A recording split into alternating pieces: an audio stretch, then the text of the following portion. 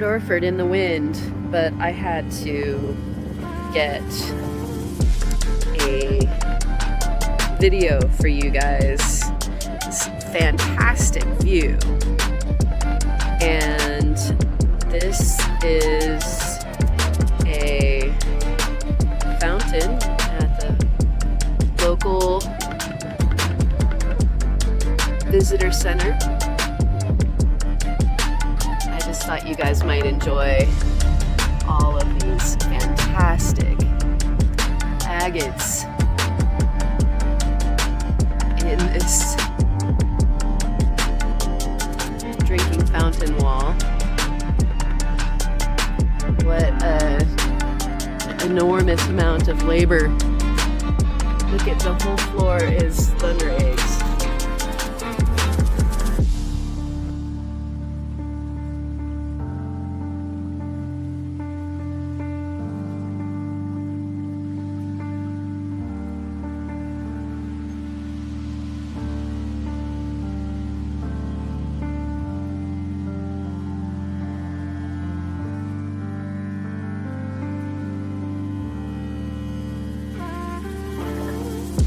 Are we live?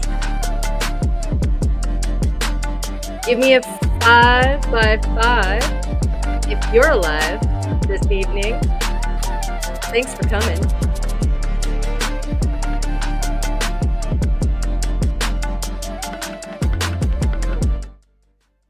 Hey, how you doing? How are you tonight? Is it Friday?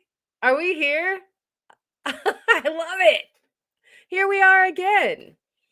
All of us amongst friends to talk about the things we love the most. Off Your Rock is here. It has been a minute, sir.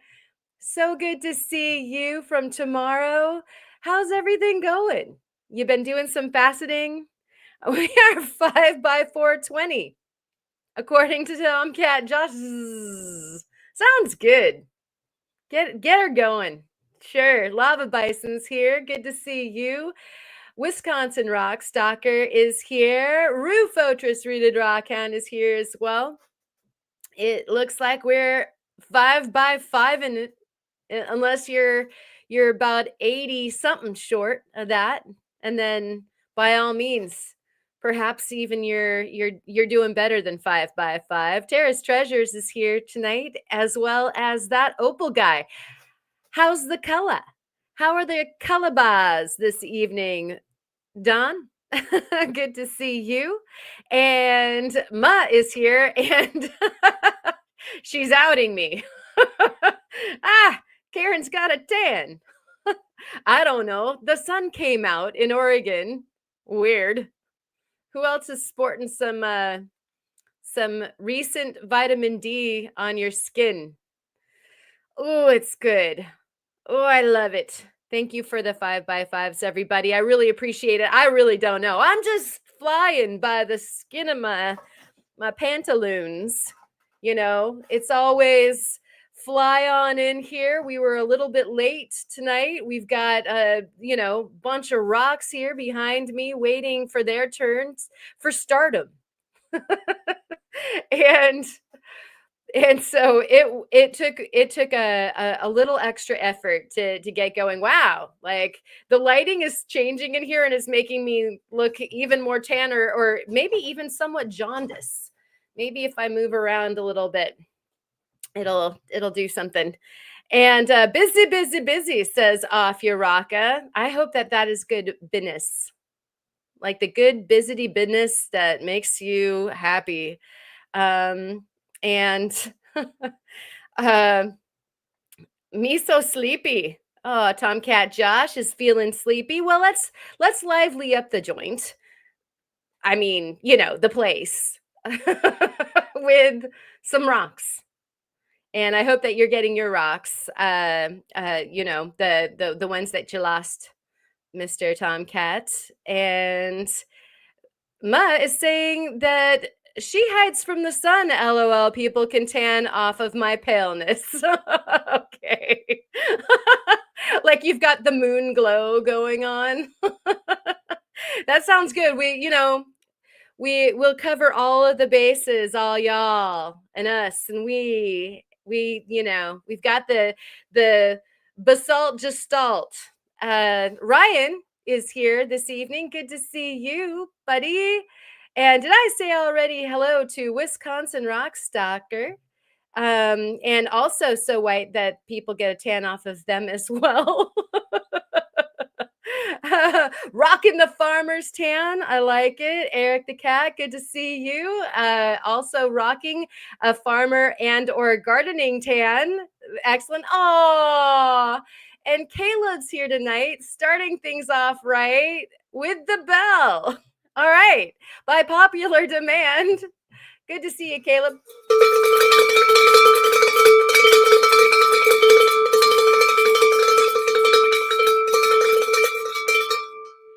Woo! Thank you for that. Really, really appreciate the endorsement. That will go to the mining fund for sure. Oopsie. What? What? Huh? Yeah. Mm-hmm. It's slid. Oh, and there it slid again. Everything's all slip slidey this evening, this Friday. It's beautiful. But I have a deep and soul searching question for you. And this question is, Obsidian, do you love it or not so much? And I want to know why. We're going to get into that conversation together. And I've got some behind me. And there's a reason why we're talking about Obsidian. So we'll get on with that after a few more greetings. And then we've got some fossils to share tonight, some footage from our recent gallivantings. You got to see that cool fountain that they have in Port Orford with all the rocks in it. And actually, Cheryl was asking about people maybe taking some of them out of there. Somebody must be a steward for it if that is at all the case, but it looks like they're in there pretty good, and it doesn't look like people have damaged it, and I really hope that they don't. Um, so, Tara, did I say hi to you? I hope I did. I did see you there. Good to see you. We got the bell from Blind Squirrel Rocks, and I have some Blind Squirrel Rocks right here next to me. And actually, one is waiting its turn to be seen underneath the microscope. So we've got some of that for you tonight. But first, we've got some awesome we've got a gift, and so let us partake in this first, and then we will move on. We've got 5 new members of the channel gifted from Mr. Tomcat Josh. Thank you so much, and welcome to the tribe, all of you who just got your membership. There's some cool things going on over on that side of the channel. They are getting almost a video a week right now, and I'm trying to get one in the can out for this weekend. That will be a full lengther, and we get to see some previews tonight. And so here we go.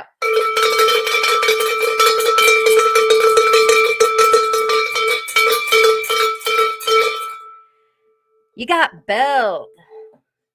Some mighty fine fixing of bells up in there for you. Thank you so much for that. The memberships really are a cool way, actually, to do the thing where you're supporting the channel.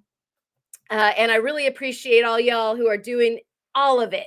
So any of it you're watching, thank you so much. If you're a member, thank you so much. You really, really help us get out on the road and get some of the stuff that we're sharing with you tonight and any night here from the studio.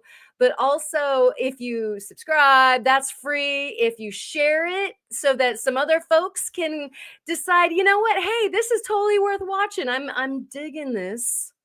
I'm digging this rock thing. I'll go ahead and join up with this craziness.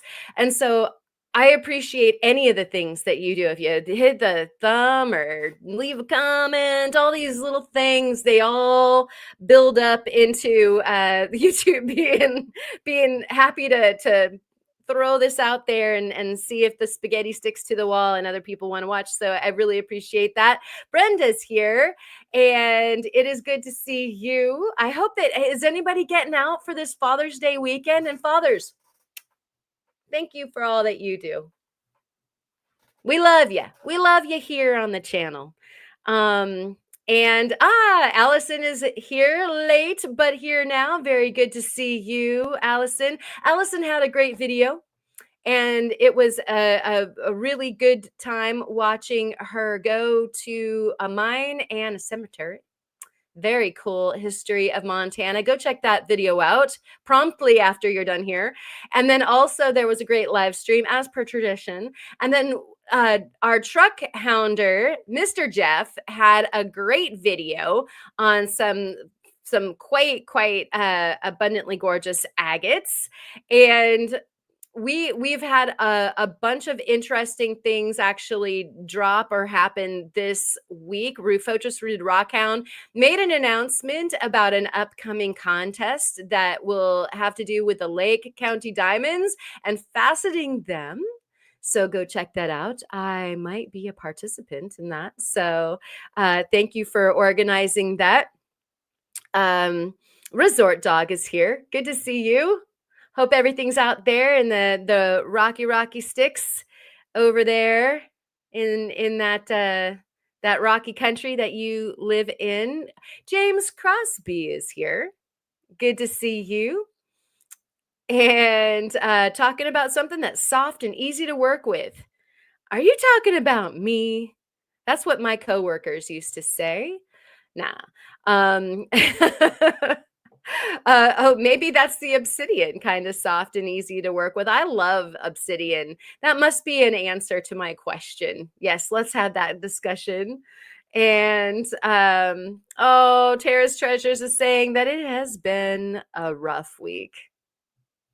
I hear you. You know what? Let's have a Steinkern to all of you for whatever kind of week you had. If it was victorious, it was difficult, if it was tough, soft, whatever kind of week that you had, it's Friday.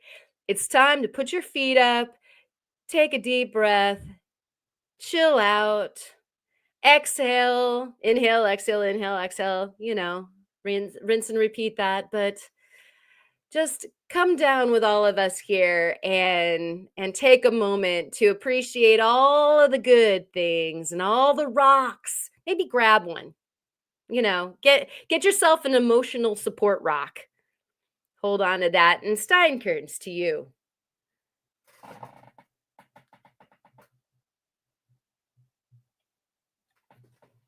All right. And I got some catching up to do. Oh my gosh, is that ever a good Steinkern? I'll be drinking that down. What's in your not this moose mug? Sorry. We're working on some really, really cool new mugs. And if my resident ceramicist is out there lurking, I want a volcano. And I know that some other of the folks here want some volcanoes too. Hey, it's fruit fly season, everybody. There's one that was that's going to be that's my guest for this evening, that fruit fly. Hey, Margaret, good to see you. I'm trying to move on down here.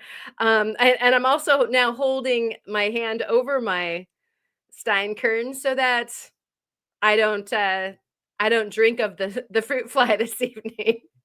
Sir Roxala, good to see you. La Femme Mécanique Design is here. Julie. So Julie was asking me about the makers get-togethers, our makers bunch where we all turn on our cameras and you guys get to come into our studios and watch us work. And she was wondering when the next one might be because we want her back on, and so we'll try to throw one of those here. Perhaps not this weekend. This is going to be a pretty stacked weekend, and I know a lot of people are doing like Father's Day things and whatnot.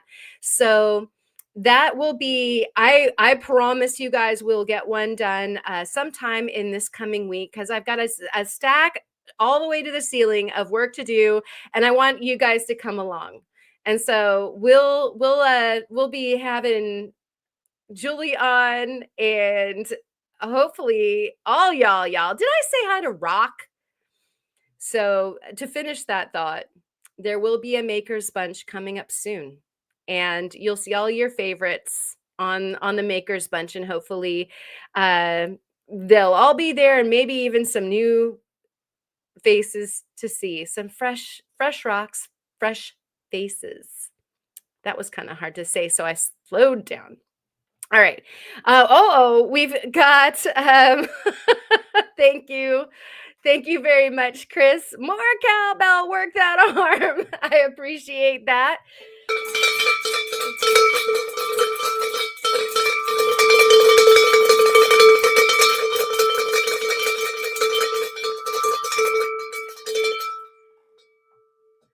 That's like bell isometrics or something. There is a workout there. I might have to start a new channel for the bell workout, but I really appreciate that, Rufotris. And again, thank you very much for putting together the Lake County Diamond faceting challenge. That's going to be a good time. I believe that some of the other participants would be Theo Kellison and Patrick of Donahue Labs. So you probably recognize those faceting faces. And then I believe Alleluia was going to join us, and Alleluia has been doing some really neat work, faceted some tourmaline, and he is using the Viver. So any of you guys that have that faceting machine out there, at least I believe he's still using that machine, he's getting results. And so you might want to check out what he's up to. And oh my goodness, who was the other person that was on the lineup? Forgive me for not remembering right off the top of my head. Maybe somebody in the audience can help me. I'll use my phone a friend here, but we're going to be using the phone a friend all evening because, like I said, I really want to talk about the Obsidian and what the upsides and the downsides. Maybe here's some hacks if you guys have some good polishing and use factoids and techniques that you'd like to share with us. And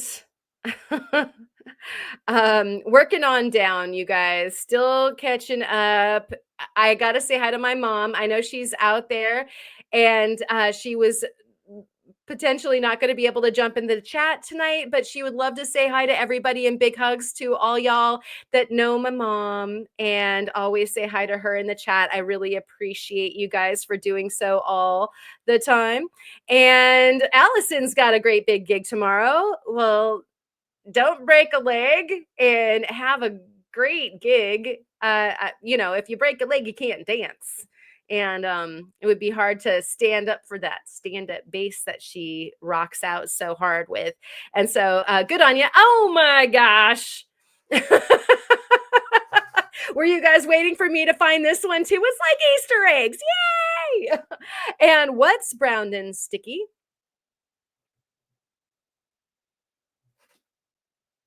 A stick.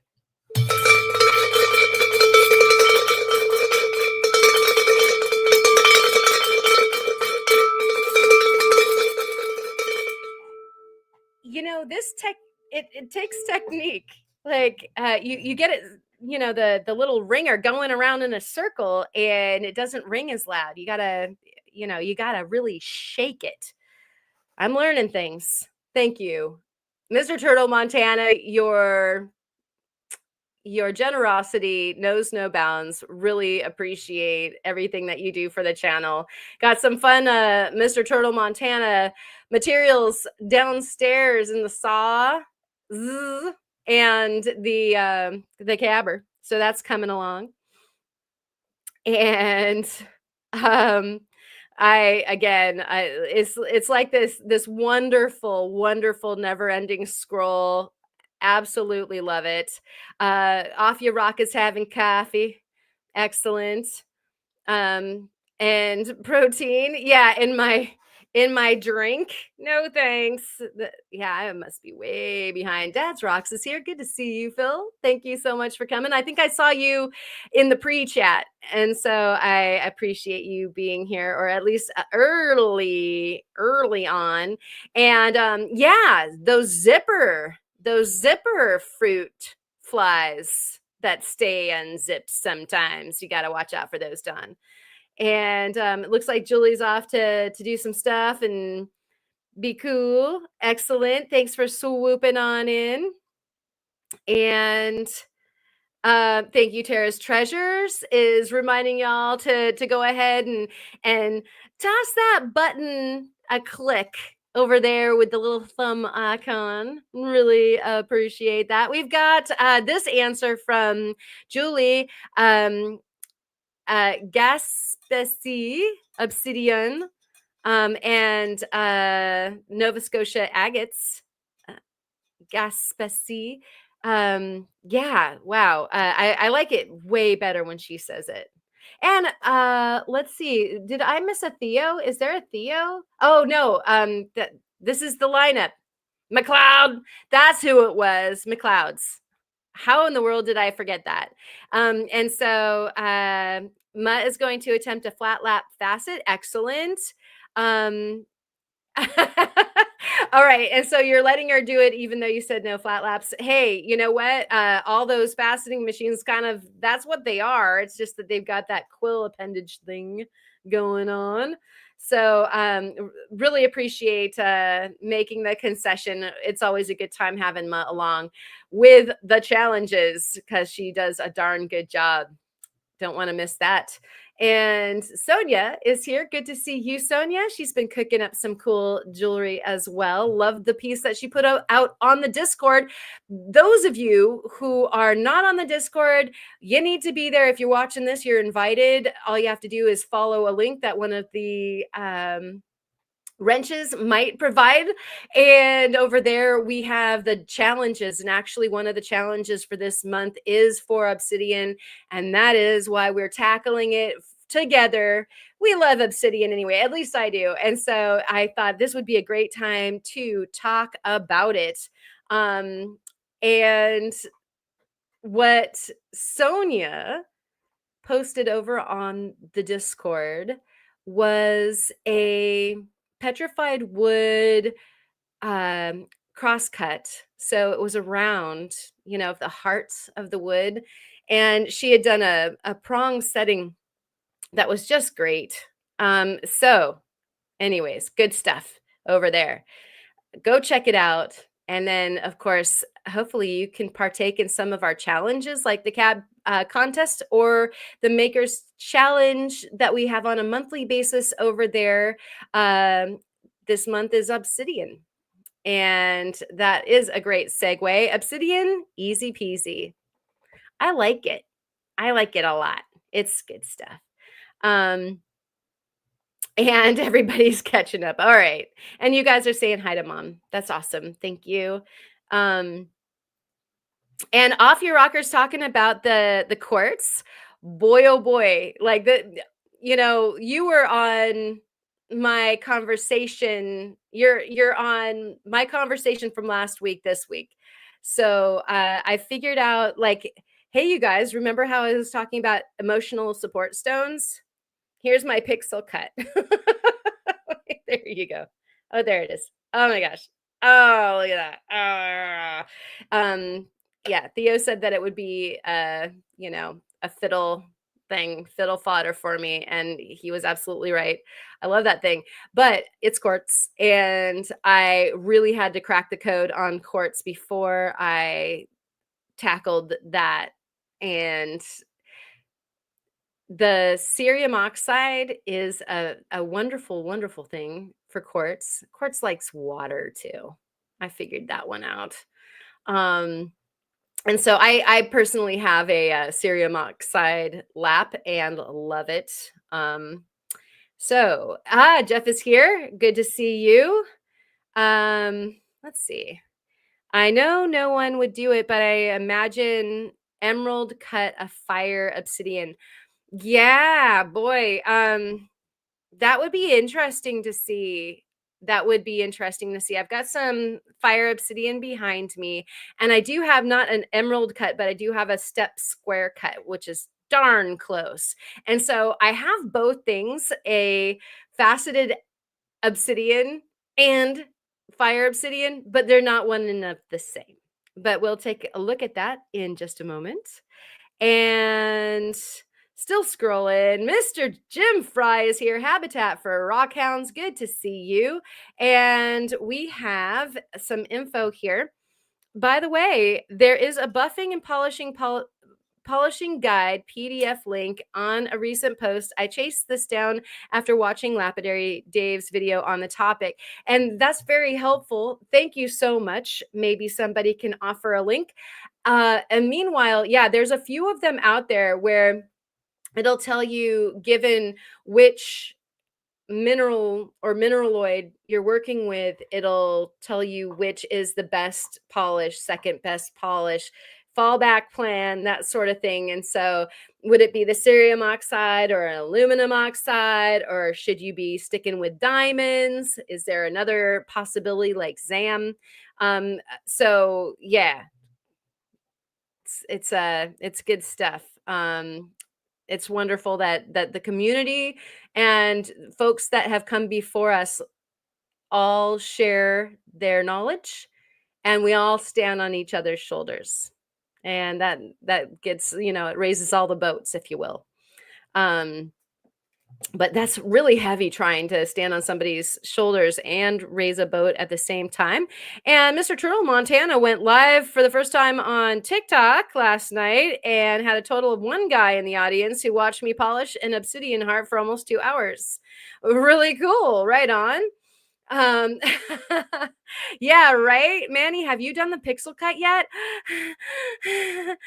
Whew, it's good. I like it a lot. But Theo promised me that I would. Has anyone tried cerium on wood to have less undercut on the stones? I want to order a wood lap. I want to order I want to order a wood lap also. I can make it happen in my mouth there. Also, Julie, if you're still here, because I know I'm behind, I use wood dowels. And you can use wood discs of your own making with a rotary tool. And when I'm usually using that application with cerium is when I need to touch up a damaged stone that's in a setting that might have some scratches or something like that in it. And so I can clean up both cabochons, but also faceted stones if they got a little rough around the edges, literally. Um, and so I love wood and cerium, and I use diamond paste on the wood as well. And it has a really great range of things that you can do with it to help your polishing. I love the material of wood for polishing. And so I would say I highly endorse the idea of going after that. And you might even play, because buying discs, little, I mean, really, you could even cut your own discs from a dowel if you wanted to. I usually use the dowels to create points, and then I can get in to little places. But also you can make flat surfaces by buying the discs and drilling them through, and then, using the flat part of the disc, or you can make the flying saucer shape, all of the good things. And so, you can try it in small before you go big. If you wanted to try some of the different, like, diamond, aluminum, cerium on the wood. but it's awesome. I took a small chunk of obsidian, but it looks menacing to me. It's not. It's good. We love it. Mine is red and black. Is it mahogany obsidian? I would say yes, most likely. And thank you for posting up the Discord there. Or no, that's actually Ma is putting up the Covington Engineering thing. Oh, that's the chart. Excellent. Perfect. Um, and I look like I'm to the ends, which means we get to get into some rocks, which is what we're here for sure. We've got Roy's Rocks did a video on wood and cerium for opals. It will work. And yeah, actually, I think the first time I ever saw that was Justin over on Black Opal Direct, and he was talking about his dad teaching him how to make the tips for a rotary tool so that he can do stuff uh, with it. And that was for carving, I believe, but that's what they were using, I believe also. And awesome. I'm glad. Yeah, check it out. Try it. I love it. It's actually, if you get a scuff or something like that on a cab, like maybe that you polished and you're doing the setting, it's a great cleanup tool, you know. It's scuff be gone. So a really good hack for sure. Um and the wood discs for polishing metal, I don't like them quite as much, but by all means, if you need to get to a hard to reach place, I actually like bamboo skewers for that. I use the skewers that you buy for barbecues by the truckload, you know, and you can just you can prime them with any kind of polish that you want to and get into like prong nooks and crannies and all the little tight spaces. So what's cool is that you can buy the skewers um that fit the Fordham. And if they don't, then you can buy a chuck that is, either the hand piece that is adjustable, or if you're using like one of the other rotary tools, you can buy an adjustable chuck, and it'll just grab it and off you go. It's good stuff. And off your rocker is there, very useful for polishing complex carving using homemade dowels. Yes, exactly. Because you start figuring out, if you make something that's pretty complex, like, okay, now how do I reach in there to polish it? Like you've dreamt up this wonderful thing, and maybe you were even able to create the thing with the different burrs and points that you have, but then now what? How do you get the polish? And so it is a really great way to answer that conundrum. And let's see, we've got this. One of my favorite clips of Karen when she was on the Rockhound podcast talking about wearing safety gear while working obsidian because it would fly off the lap and stick you like an arrow. Yeah. It's a weapon, everybody. Like the ancients knew what a great weapon the obsidian is for sure. And let's see, I made a wooden tip, but took it off the mandrel it was on and then tried to screw it on another. It wouldn't align the right way. LOL, all wobbly. Yeah. And so, what's so cool about making your own dowel tips? Yeah, you can go ahead and use any of your old burrs that don't have points anymore. Go ahead and drill into the section of dowel. Drill in, glue on if you need to. That the tip of the old tool that doesn't work anymore that fits into your rotary tool. And then go ahead and use the rotary tool to create the tip. So, have your sandpaper or, your burr block or whatever it is that you're using there.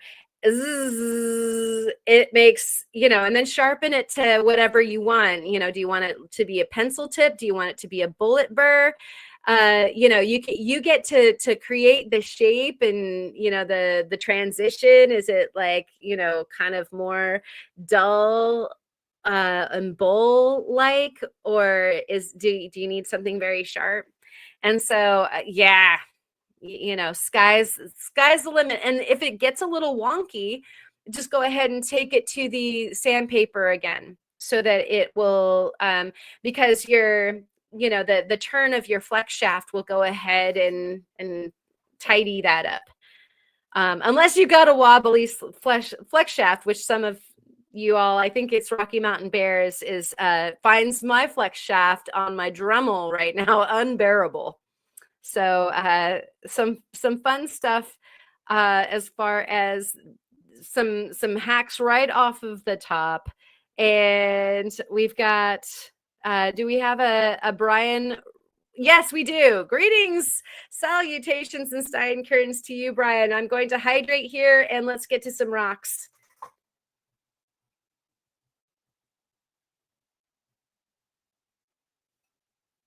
All right. And I hope that you guys are doing great over there at the AZRE outpost and that everybody is feeling good.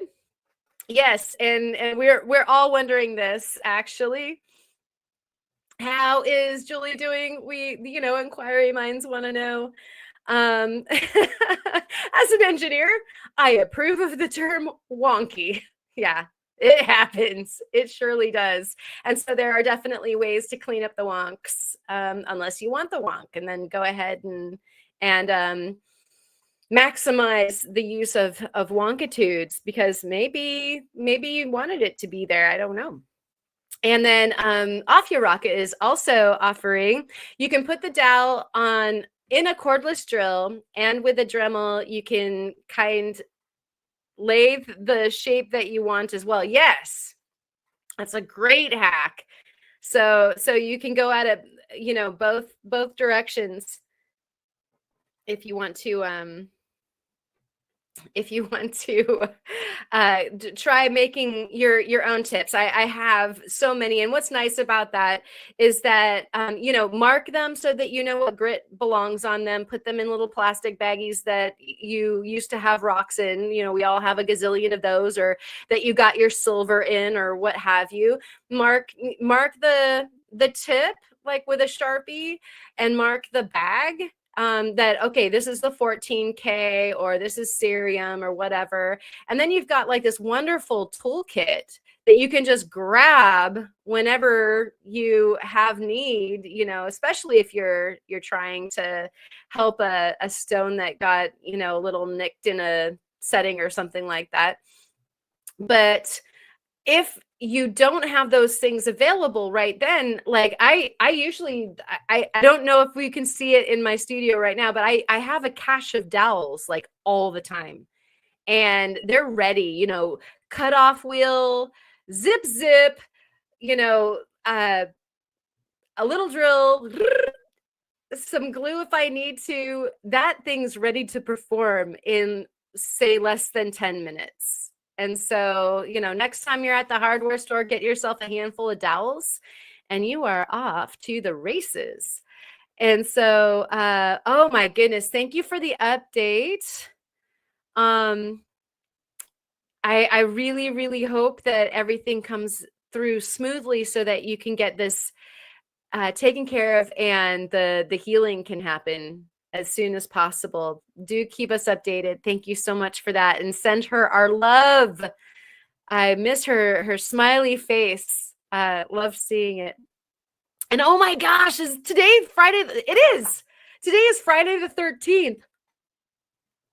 Maybe that's why today has been like it is. So happy Friday the 13th, as well as being a happy Father's Day for all of you fathers out there, for sure. And Yeah, everybody's thanking Brian for the updates. And so what we've got going on, let's see. I am backstage. All right, we've got this stuff here, and wow, it's deciding to go the wrong way. Like, I wonder if I can get it to go the right way. There we go. There is some obsidian, and actually there's the fossil stuff next door. And for some reason the camera's so far away, but don't worry. I'll fix the view for you guys. You guys want the thing in my hand more so. There's my leg. So we've got some mahogany. Sonia, I think, was asking about that earlier. And we've got some other examples of some different kinds of obsidian here.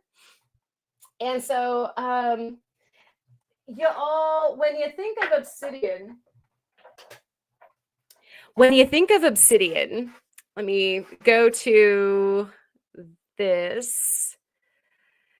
You probably think of a chunk of rock like so.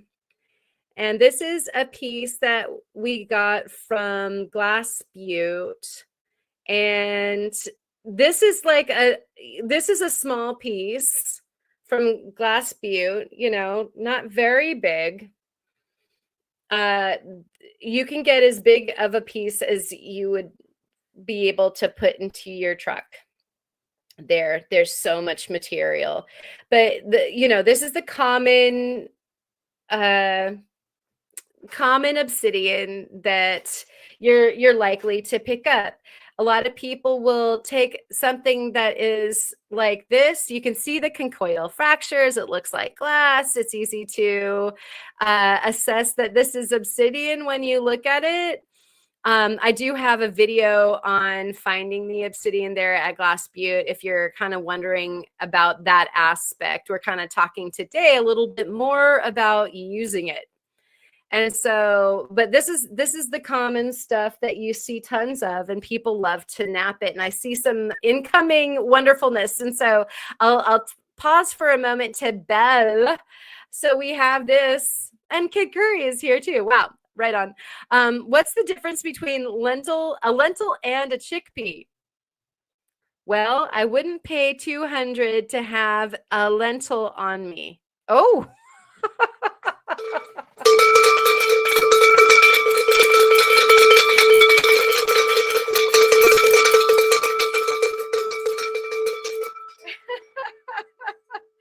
If you don't get it, then good. If you do, then it's adult hour. Thank you, Turtle. Appreciate that. That'll go to the mining fund, and it'll get us out to places that we might be finding beautiful, colorful things. And so really, really appreciate that.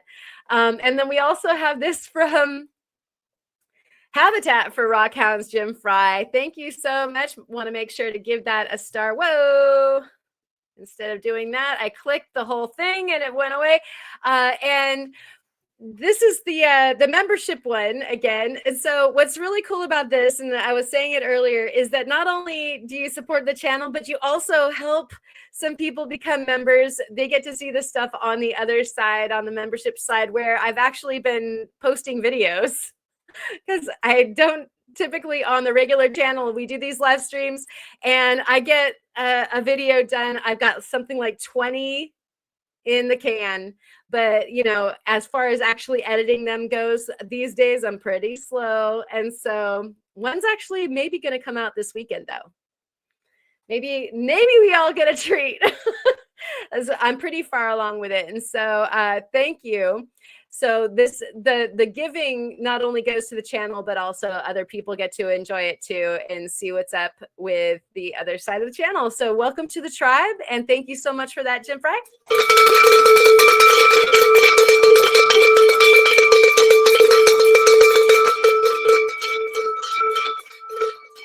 Getting better. Oh, I think that that Muzz throwing rotten fruit in the audience at the turtle. Yeah, Zinger. Rob Thomas is here. Good to see you, Rob Thomas. Thank you for coming. And I do think I saw Scott earlier too. And so I want to make sure that I say hi to everybody. Sometimes it goes through my head, but I'm ringing the bell or something crazy is going on. Is there a bell for lava? Lava Bison too. Oh my gosh. Thank you. Thank you for showing me that. Bell ringing Friday. Tell your buddies. Thank you so much, Lava. I didn't mean to overlook that. I think that there were just colors going on my screen and I was getting confused and amazed. Thank you so much for that.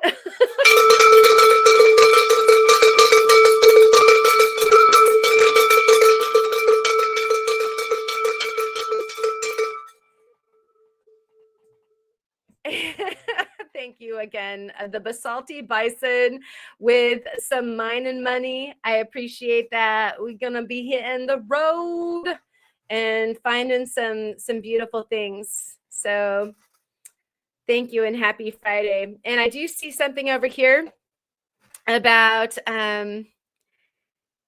it's giant. I had to send it to Karen because it wouldn't fit in my saw. It's sitting right here. It's sitting right here. So stay tuned. It'll be on the fossil section of the evening.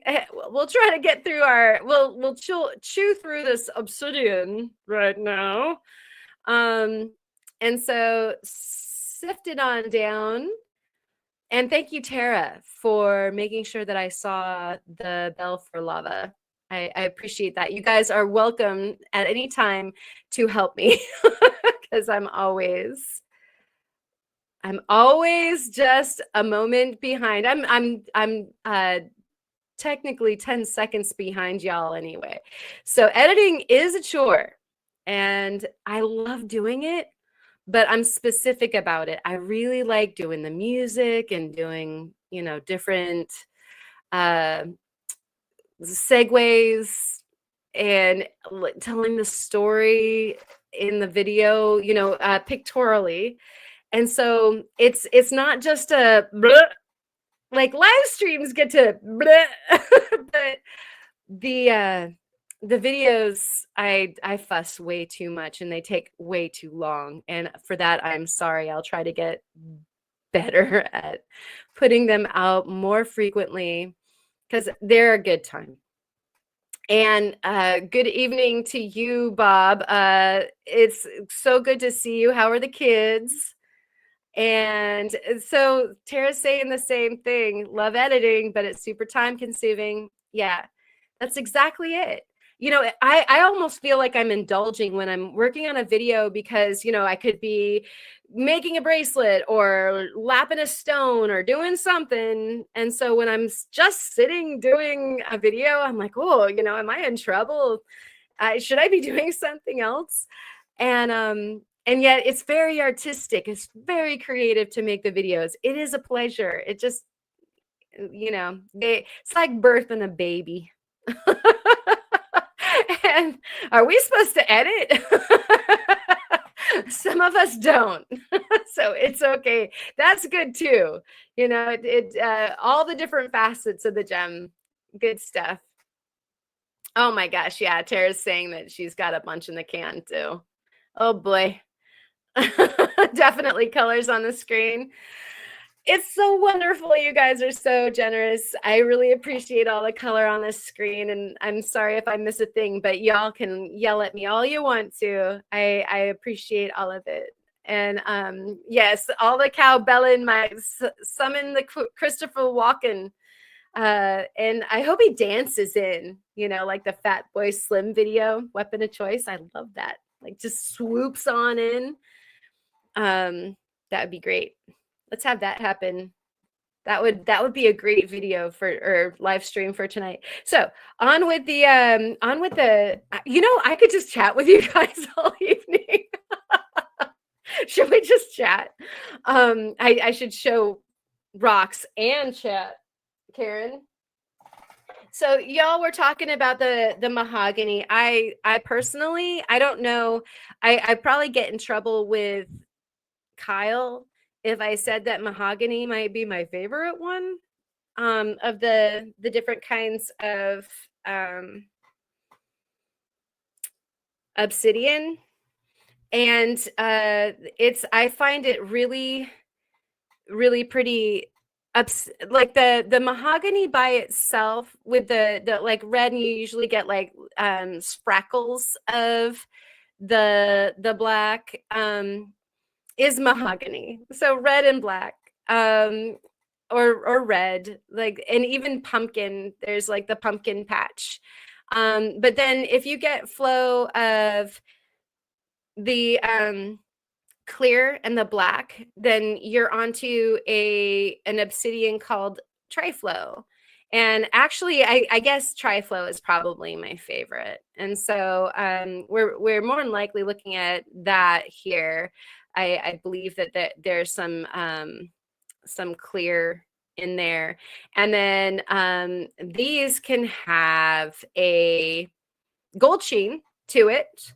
And this is glass butte material. And so there are these things coming from other places, and they might have different properties to them.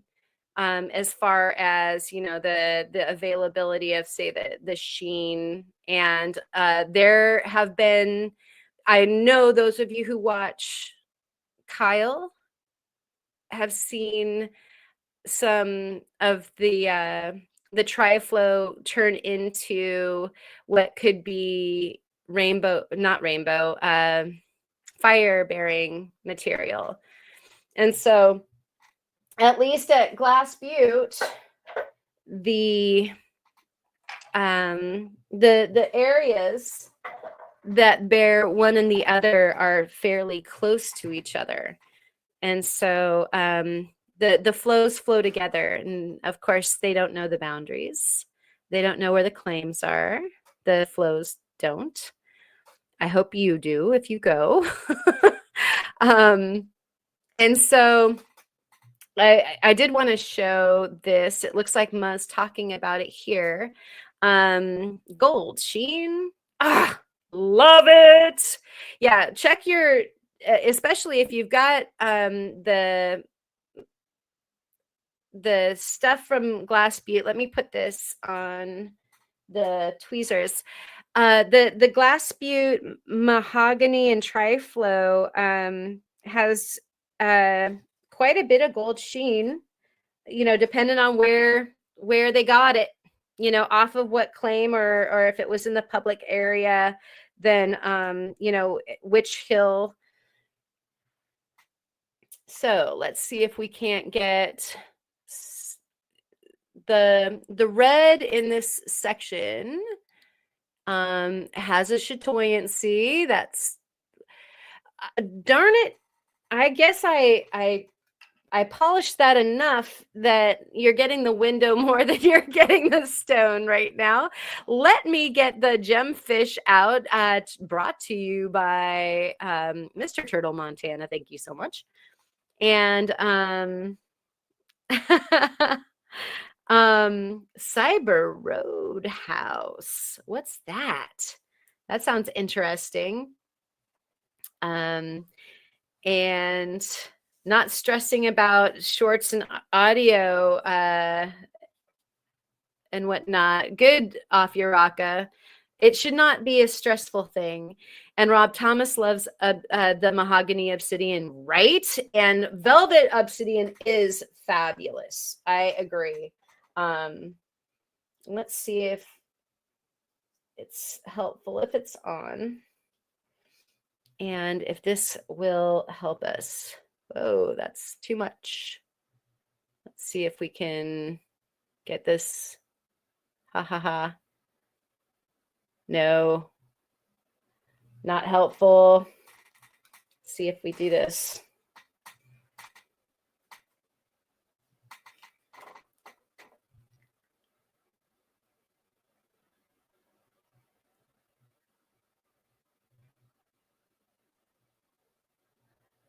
So what my camera is deciding to pick up is, boy, that's too much light. It's like not enough light, and then it's too much light.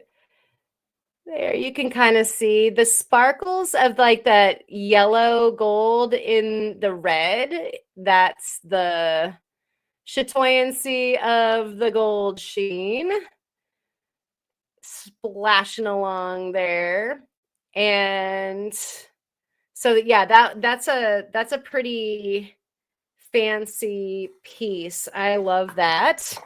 And you can see with these other slablets here that I've got a ways to go yet. And so with these guys, what's going to happen here? When you cut your obsidian, you can cut it so that it is directional.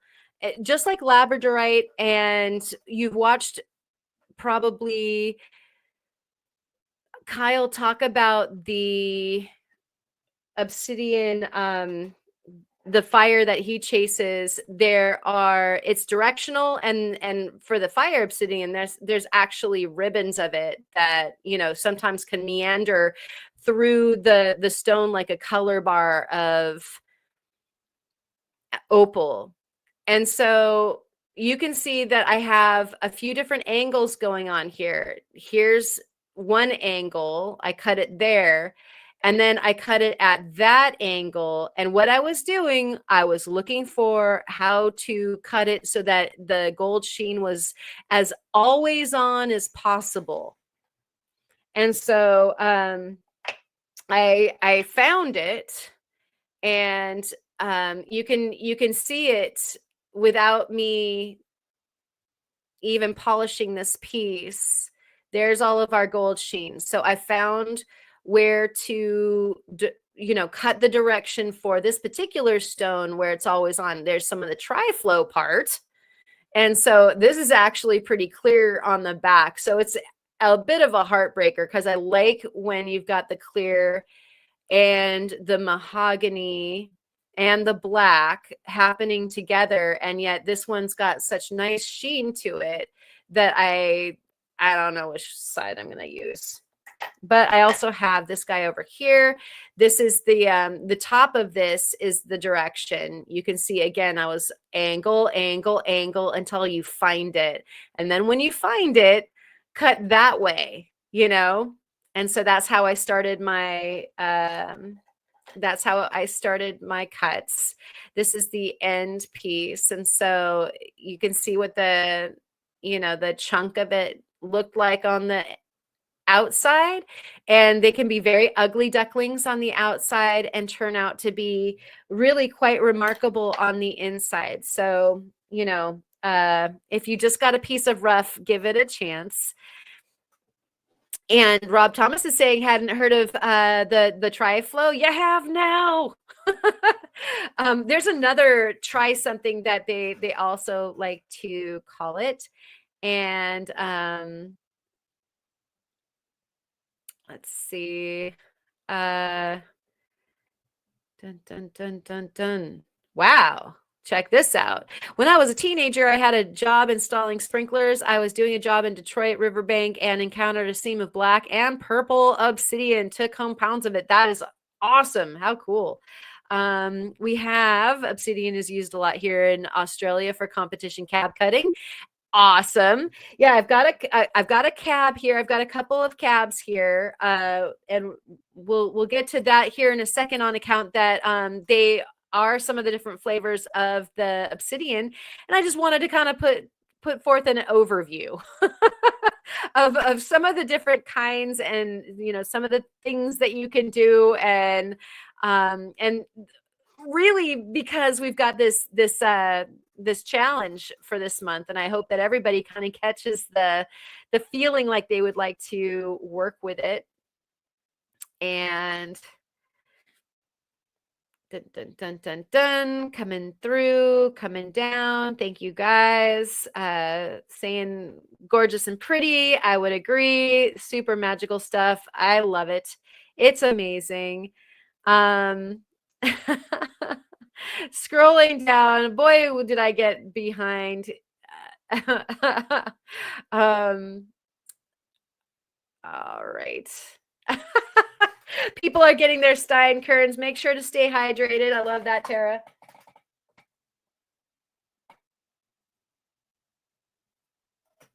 I need to recheck my Obsidian mystery box from Kyle, for sure.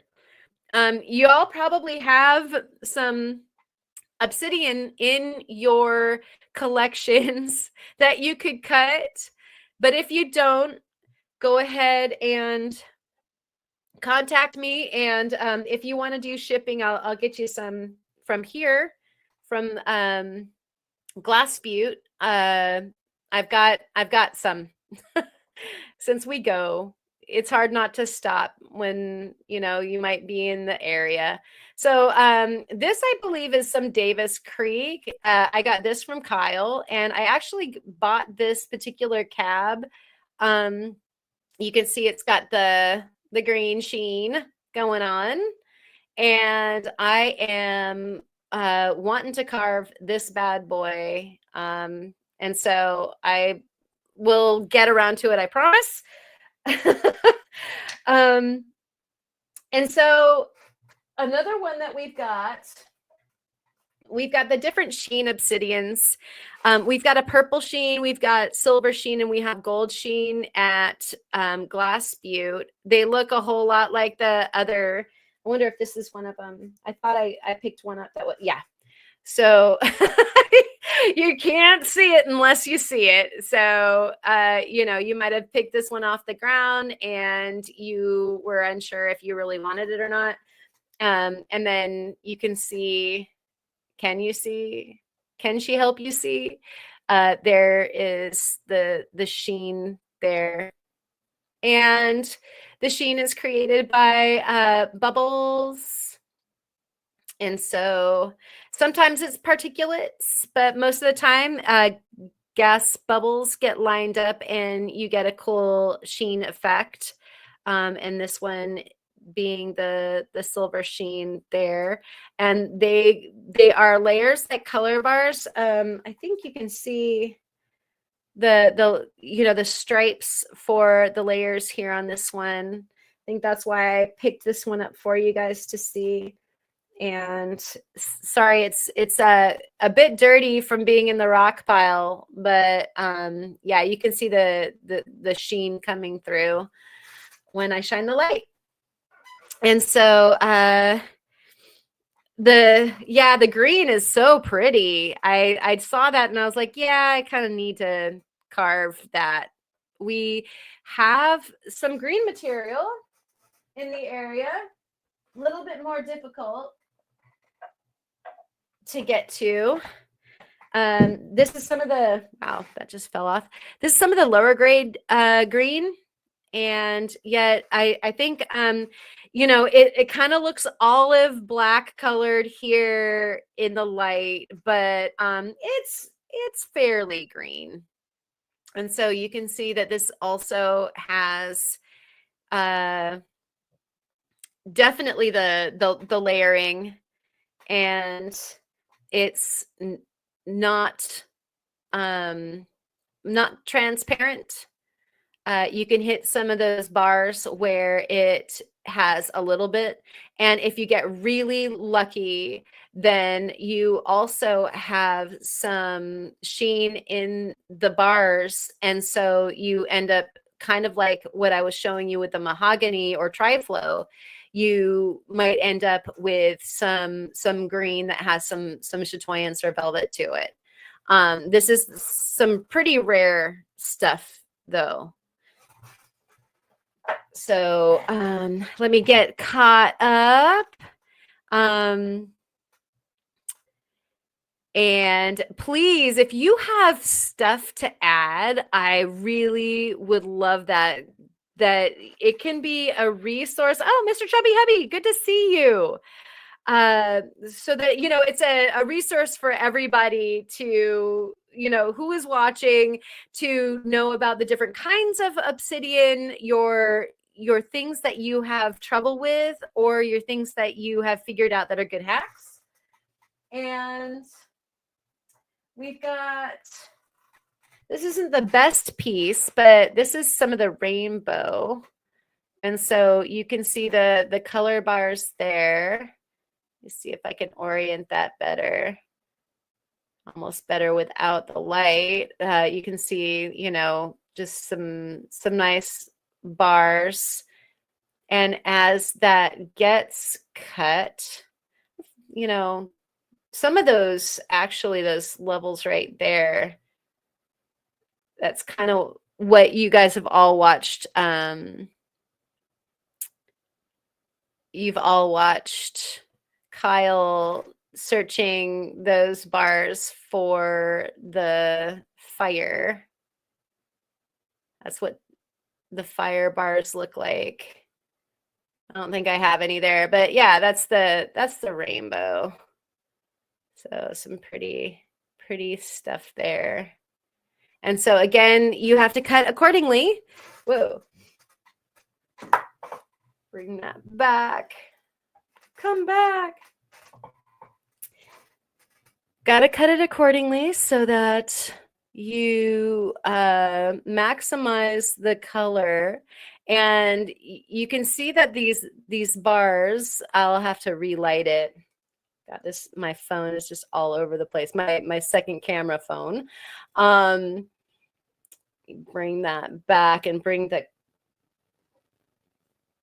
light back. When I get into this stone, I'm going to have to research what bar and what do I want to highlight from that. And then bring it out when I'm cutting it. And, you know, does it squirrel through here and what other colors are in there type thing. But yeah, wouldn't that be cool if there was some fire in there too? I mean, the last time I checked this stone was a long time ago. I didn't know quite as much as I do now about, like, just from watching Kyle. But you can see gold and pink and purple in there. Good fun. All right, so, whoop, and that's on the floor now. I'm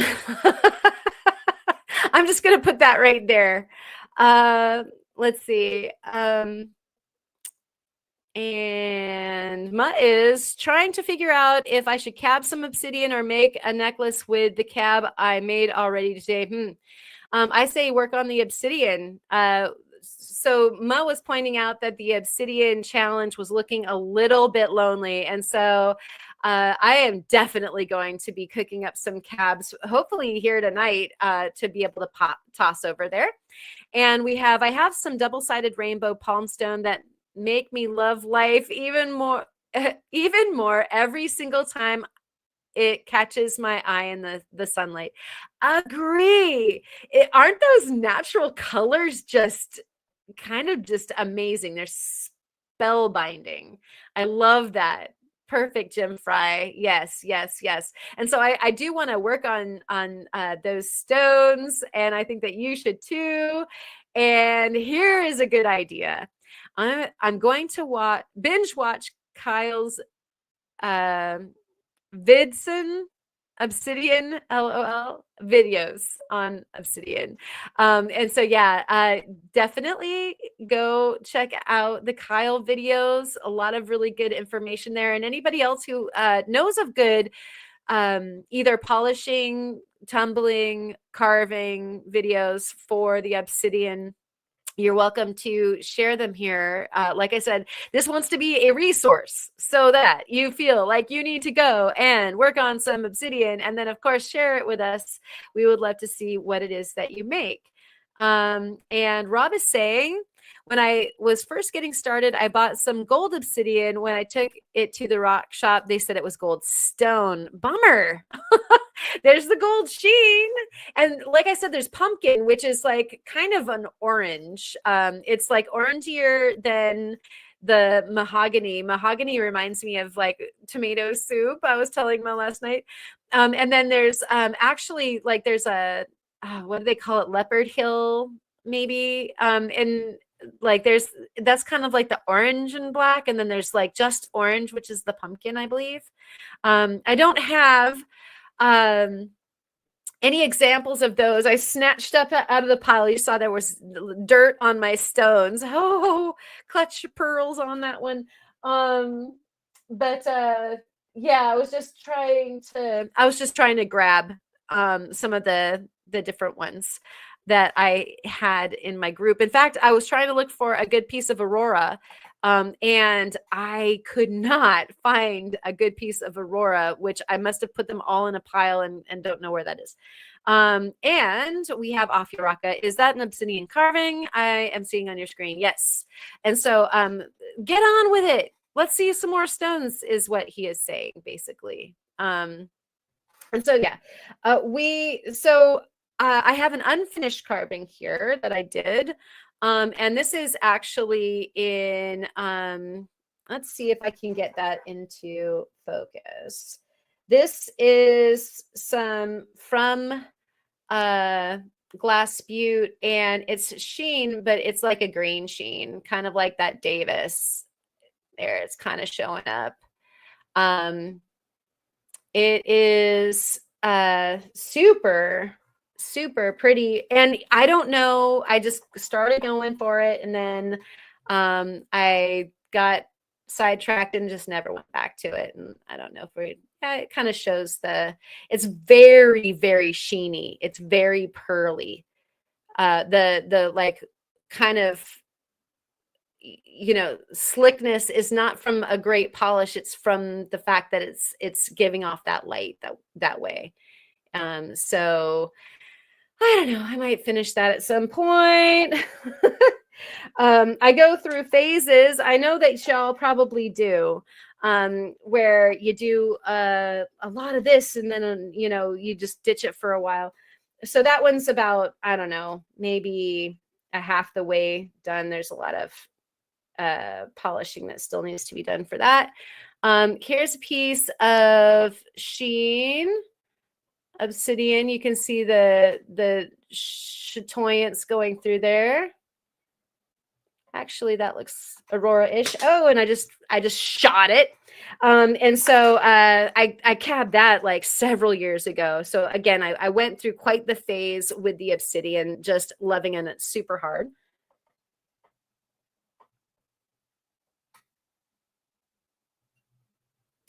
Going on. And it looks like Rufotress is saying, I have a bunch of new obsidian. I should do the challenge this month. Heck yeah, let's do it. And decoder rings. And let's see. What do I use for carving? Rotary tools, guys. I love rotary tools. Both of them. So I have a Dremel with a rotor, like a flex shaft to it. It does the dirty work, and I do like the fine work with the Fordham. And I oftentimes have them both loaded with tools and switch back and forth. This might also have been what you were talking about, Manny. This is a piece of boulder opal from Australia that was fairly thin. And so I decided to do an inlay and do the quote unquote carved cabochon around it. This was years ago. And wouldn't that kind of, at least the shape would work kind of nicely for our cab contest this month. But yeah, so a piece of inlay, and that is obsidian. This is not opaque. So let me get the light going here and show you that it is both. So, wow. This is not technically working the way I wanted it to. Let's get that into focus. There we go. So you can see that right up the side is some really nice kind of translucent obsidian there, and then it goes to the opaque. And so I liked that about it. I incorporated that into the shape of the design, is that, you know, it kind of sweeps along with the shape of the piece. And yeah, at some point I might even set that. I don't know. I liked it enough that I didn't want to set it and have it go away. Let's see. And so perhaps I am missing something. Let's try this. Karen, have you or Kyle worked with any of the Nebula or Obsidian from the Spencer Opal mine? No, I have not yet. I know my pay dirt box from Spencer had quite a few large pieces of their Obsidian in it. Yeah, I have not had a chance to work with that before. I've predominantly worked with the California Obsidian, like Davis Creek, and the Obsidian from Utah, which is the Snowflake Obsidian, and then the Oregon Obsidian. Oh, and I think that Theo sent me some of the Apache tears from Montana. Phew. And so no, the answer is no on the material from Idaho. I have not had the pleasure of working with that yet. And Tara is saying that carving is gorgeous. It reminds me of quite a bit of the other one, huh? Yeah. I don't know. I was kind of like just freeform carving, honestly, and that's what happened. And I think that like the Mary carvings from New Zealand sort of just happened. And so I agree with that. Oh, Julie's here. Yay! Good to see you, Julie. Awesome. I hope that you're feeling well, and thank you so much for joining us. And let's see. People are getting ideas. Yes, that is the pay dirt. I want y'all to get pumped about Obsidian. And you know what's great about Obsidian, kind of like quartz, is that it's not expensive. And so you can afford it. You know, you can play with it. You can ruin some. You can have good experiences. And I mean, it's just, it's not so precious that you feel like, oh my gosh, if I mess this up, it's going to be the end of the world. And so please, again, if you don't have any Obsidian, hit me up. I will help you into some Obsidian, but otherwise go grab your Obsidian. Stop not liking Obsidian. Okay, guys. And thank you, Ma, for that. I appreciate your humbling words. Let's see. And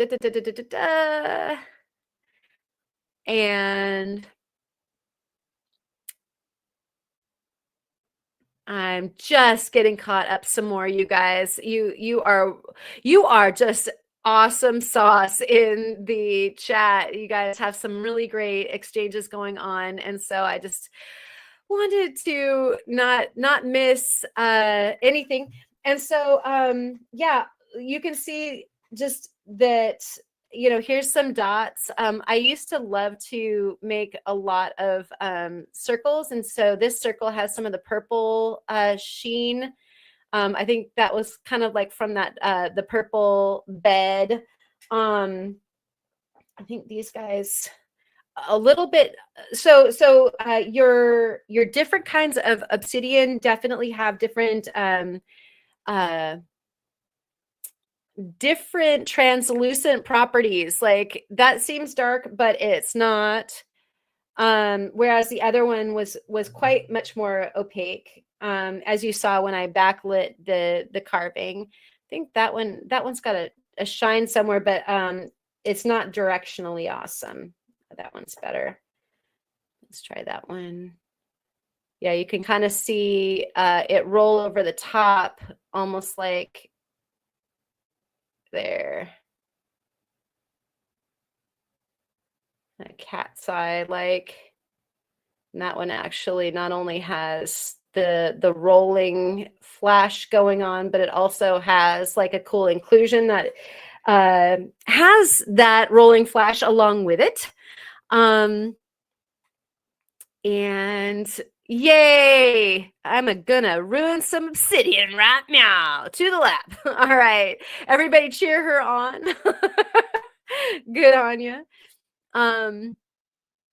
All right, and thank you so much, Manny, for hanging out with us. Gonna bail and have some lunch. I'm so glad that you could come and hang out, and I would love also to chat with you a bit about like you're cutting, you're faceting. I'm about to go down the rabbit hole for the gem cut studio, and would love to take you along with that. So we've got the update. I'm doing pretty good. Lots of traveling today and doctor's appointments. Had to lay down for a bit. I hear that, but thank you for the update, and we hope that you're feeling way better, and glad that you're getting to see the doctors and getting on the health side of things. Have I ever entertained learning flint napping? I will tell you what about that, Mr. Don. I learned how to flint nap when I was quite young from my uncle. He was a park ranger at Dead Horse Point and other various locations around the South Utah area. And so I did some napping when I was a kid, and young adults, and then quit. And I think I tried just a touch napping like a few years back, like one of the first times that we went to Glass Butte, and I need to put a toolkit back together for that. So I like the napping thing, and yet it's like adopting more puppies. Like there's so many things I already do. But yeah, I will nap, and I know that there's a bunch of people out in the community that absolutely adore napping, and so I highly endorse it. And so the truck hound Jeff was asking about the faceting. Here's a couple faceted Obsidian. I started with Obsidian. Had this multitude of it, and so I decided, it makes a whole bunch of sense to practice. Oh my gosh, I just shot that one. Even with the gummy tweezers. So here, I was going to show you the square, but now you get the standard round brilliant. When I was starting, I learned to facet on sunstones and Obsidian. Because why? Because I have a lot of it, and it facets very nicely, very, very pretty. And so I've made some pieces with it. I do really enjoy it. And some of the Obsidian is every bit as pleasurable. Where did my gemfish go? As every bit as good as smoky quartz, in my opinion. And it polishes so easily. And so let me see if I can get back in here with the light. Is that on? There we go. Come on. So you can see that's a fun little gem. They're dark, they're pretty. And you could always decide to use, like somebody asked about, using the fire agate, I think, or fire opal. I think it was oh my gosh, fire obsidian, and I think that was Jeff that said something to that effect. And so the only problem with the fire obsidian, for one thing, I would be so nervous. The other thing, it has the tendency to be pretty opaque. And so let's get this in here. See if I can get this to work. Here's some now. Oh, come on. Do the fire for us. This is some fire obsidian. It's hard to, oh, there. See if I can't get this closer for you.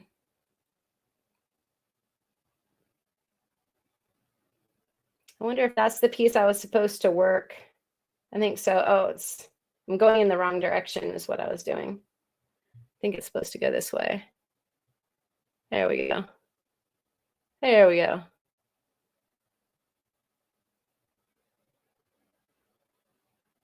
There's your color. Perfect. Okay, so there's the fire. There's the fire obsidian. That's kind of the holy grail. And Kyle did actually give me this piece here that I like. It's a preform, and I'm supposed to finish it. So stay tuned for that. Not the slightest bit intimidated. Lie. You guys remind me that I have a square gem on the floor that is an obsidian. Got the round one back, but the look at how sparkly that is anyway. You know, like that's just gemmy. How much fun is that? If you wanted a dark stone, so pretty. Okay, catching up some more. I'm trying to look back and make sure that I didn't miss any of the. Oh, and I had examples over here. On like this is more translucent, so you can see my finger even behind it. So I can facet that. That's facet stuff. This is way more opaque. Although, you know, I have it in a cube so that I could dop it up to do some faceting training.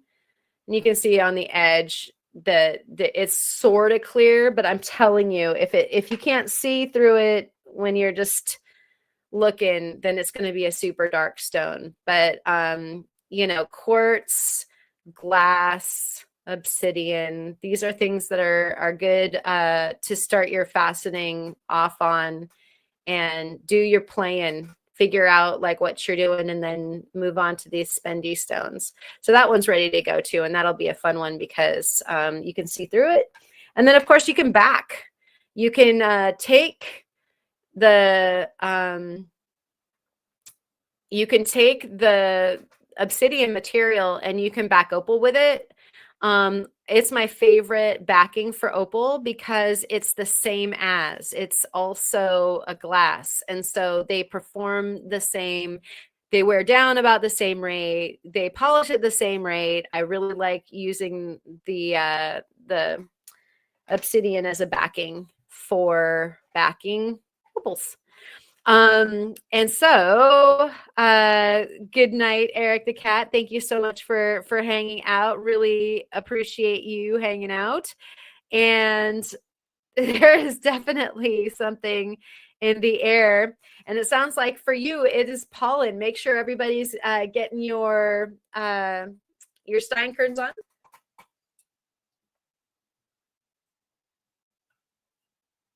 All right. So over on the Discord, there is the Makers Challenge monthly. And what we do over there is each month there is a theme. This month's theme is obsidian. There's no holds barred. So whatever you want to make. It can be a cabochon, it can be a piece of jewelry, it can be a bead, it can be a carving, it can be something that I haven't mentioned out of obsidian, whatever. But join us over there with the Makers Madness that's going on. It's a good time. It's really cool to see what other people are doing, and you know it's so inspiring. And so hopefully seeing some of the obsidian is what your appetite. There was some pretty cool, like a very nice conversation earlier that went over some of the polishing and that sort of thing. I'll tell you, as far as I'm concerned, usually I work up the, like if I'm doing the carving, like with the my cabochon here, my inlay weirdness, you know, that was the diamond burrs on a rotary tool, and then I moved on to the Nova points, and then I used the Diashine on the very small details. But you wouldn't even have to use Diashine. you could go ahead and switch right over to using skewers or any of the the things that you could build out of the wood dowels. Make your own tools. It's very rewarding, and there's not a bit of, this guy that couldn't be accomplished with the wooden tools. I just so happen to have the die-a-shine ones. So let your mind go. It's an inexpensive thing to get. If you don't have any, contact me. And if you do shipping, I'll send you a box and you'll have obsidian that you can play with. And you can even let me know if you need it pre-slabbed or something like that. I don't mind. Like, the obsidian cuts so fast, I could do it in my sleep. And so Rufo was saying that they're going to try the Nebula Obsidian. Fantastic. Looking forward to that. And it would be amazing to see obsidian and opal side by side. Here, let me show you one more time. There's obsidian and opal side by side. That's boulder opal from Australia. And it's got some beautiful green flash in it, and a white body flash as well, and obsidian. And so, yeah, get creative. Do it. Do some more. Do whatever floats your boat and gets you Twitter pated. But for sure. Oh, Dave Lewis in the house. Good to see you. Thank you so much for coming. And we're here to inspire each other. And so I hope that you will go over and check out the June Obsidian Makers Challenge and partake with us.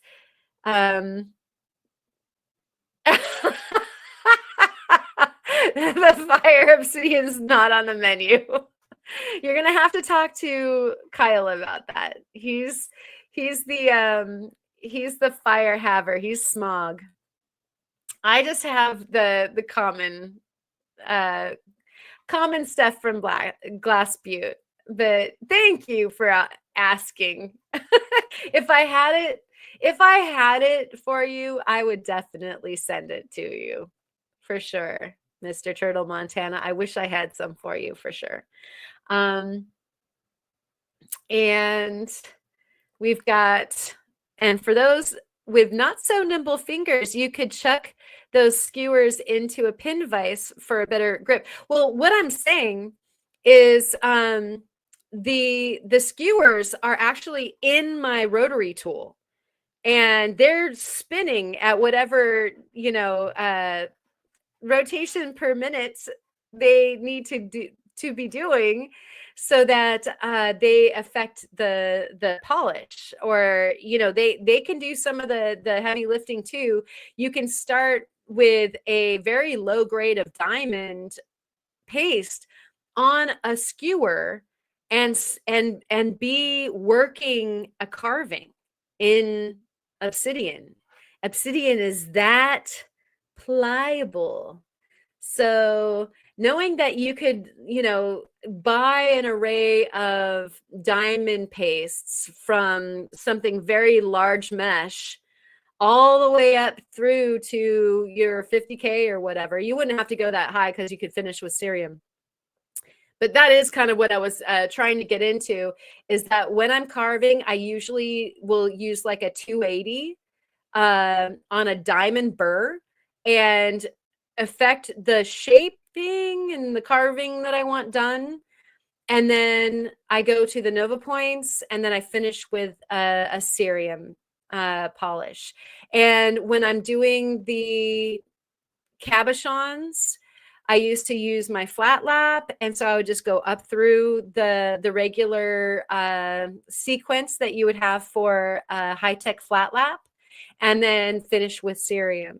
And then for now, like that cab that I just showed you, this guy right here with the gold sheen and the mahogany triflow, that guy was just from last night, about midnight. And just the regular wheels that I have on my Kingsley North with the Nova wheels. And I would say that my best tip for you guys that are working with the Obsidian is that you'll probably have to go back. You'll probably have to go back a stage or two. Scratches will become apparent and flat spots will become apparent as you work up towards the end polish. And, you know, if you never ever have to go back, you rock. You're wonderful.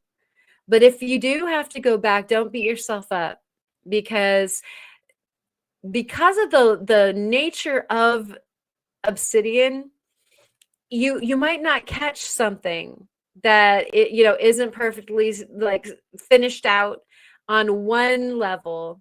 It's not it's a little more persnickety than agate, and so you might not see it, and it might be covered with other scratches, you know, the problem. And then you get to, say, like for me, it's usually the pink wheel on my machine, and you know, the pink Nova, and I see, okay, I have to go back. I might have to go back just to the gray, or I might have to go all the way back to the brown, but I can see where it still needs some finessing. And so if anything, it might take a little bit of extra time and a little bit more finessing, but it's so slickery, it's worth it. So hang in there and work through that. And Tara is trying to say Spencer's, but keeps on saying Spectrum. We love Spectrum too. Woo-hoo. I'm definitely planning a trip to my my Sunstones for sure. And Rick is saying it's strange to see the stones from Spencer's with precious opal, obsidian, and banded rhyolite in the same stone, right? I mean, that Yellowstone hotspot did some amazing mineral artwork, didn't it? And you know, it's not all been found. There's more out there that we can all find. That's what your pledges are for. Karen is on a mission. And Mr. Turtle Montana, thank you so much for hanging out with us this evening. Sweet dreams to you. And let's see. Phil, I think both Theo and Kyle both had small boulders, like weighing 3 to 5 pounds. And I bet we're talking about Spencer over there. There were some big rocks. And that's what the hard rock mining is all about, is making big rocks little rocks, and then making the little rocks into gemstones. We love doing that.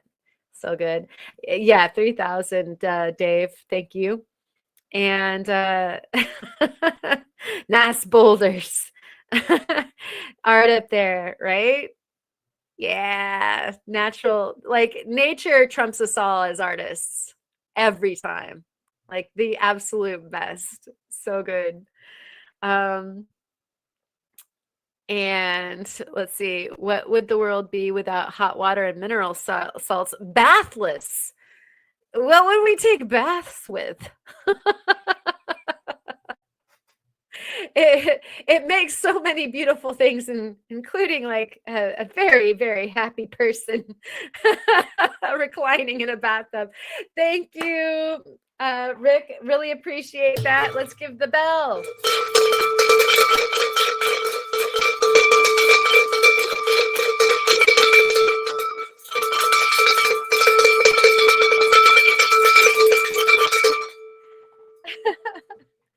Thank you. That goes towards the mission to find the mysterious more that nature has in store for us.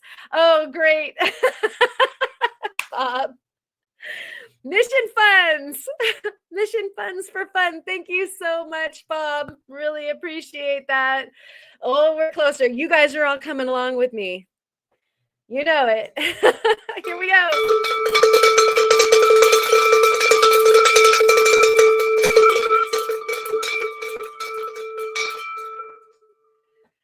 You guys rule so much. I love you. I love you. What a great Friday night. You guys are awesome. You really are the highlight of my week. I look forward to Fridays every week to hang out with you guys and chat rocks. You know the glaze that goes over other people's faces when you're talking about rocks and they're like, she's talking about rocks again. And then you guys are all lit up about it. I love it. You go, girl. Literally. Thank you. Let's see. We've got Phil talking about opals. Let's give them opals to talk about. Rick, I cut and ground all my precious opal out of the rough this week. I gotta see that. All right, everybody, we need to go see. Phil, do you have a video out about this? I must have missed it. We were running about getting video material more. We have that to look at next. So I have a clip. I have two clips for you guys to see from the recent gal event. So that's where we're going next. But first, we need to hear if Phil has a video out. I went to see. I don't want to live in a world without hot water, cheese, and chocolate. I agree. Yeah, coffee. I would add coffee to that. And we already agree on the opal part. Hot water, cheese, chocolate, coffee, opals. Yep. And I'm looking. Yeah. Can't leave that out. Need. Not yet. Okay. Phil, I hope that you make a video for us. I would really, really like to see that content for sure. It's okay. It's interesting, Phil. You're talking about not having videoed the cutting and the grinding. I think that it's okay. Some people, I have had a few comments like, what's the point if you're just showing us the rocks before and then you're showing us the rocks afterwards and talking about it? Sometimes that's what I eke out as far as a video, like all that blur in between, all the work. I couldn't be videoing because I was working. Sometimes I will set it up so that I can video the working part, and that's valuable. And I do like it when I can slow down just long enough to be able to do that. But at least some of us hardcore rock people, we just want to see it. It's okay. You don't have to show us everything. Show us what you got. That's just as much as we need. So anyways, I would like to see that. And that's a tip for all y'all who are just starting out making videos, or even those of you who make videos already. That the people that are watching our content just like to see stuff, and so they don't know it's incomplete. You might know that you could have done more, but boy, are we ever happy to get what we get and not throw a fit. So share with us. Nachos. Heck yeah. You could definitely add the nachos to that list. I am in full agreement with that. In fact, I started to salivate a little.